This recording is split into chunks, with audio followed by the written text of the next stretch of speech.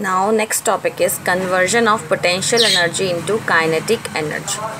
Potential energy changes into kinetic energy when it is put to use. For example, a hammer at a height has potential energy due to its lifted or raised position. Remember this example, children? This hammer has got potential energy because it is lifted to a height. Okay, because of its raised position. The falling hammer has kinetic energy. When this hammer falls down, it has got kinetic energy. When it is at a height, it has got potential energy, and when it falls down, the potential energy changes to kinetic energy. Now next example, children. The potential energy possessed by the stone at a height changes into its kinetic energy when it falls. Similarly,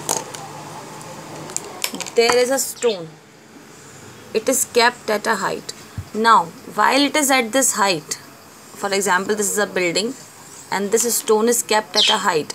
Now, when it is at this position, it has got potential energy, high potential energy, and when this falls down, this potential energy changes into kinetic energy. Okay. Similarly, this pendulum, when it is raised to this height, it has got potential energy, and when it is released, this potential energy changes to kinetic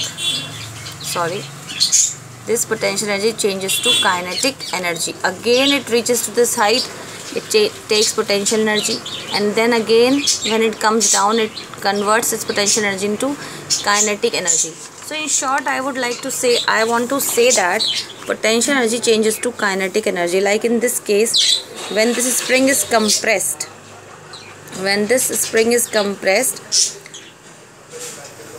it has potential energy in it, and when it is released, the potential energy changes to kinetic energy, which makes this ball to fly away. Because when we compress the spring, so what work we did on this spring while compressing it, that stores in it in the form of potential energy, and when it is released, this potential energy changes into kinetic energy, and that kinetic energy makes this ball to fly. Okay.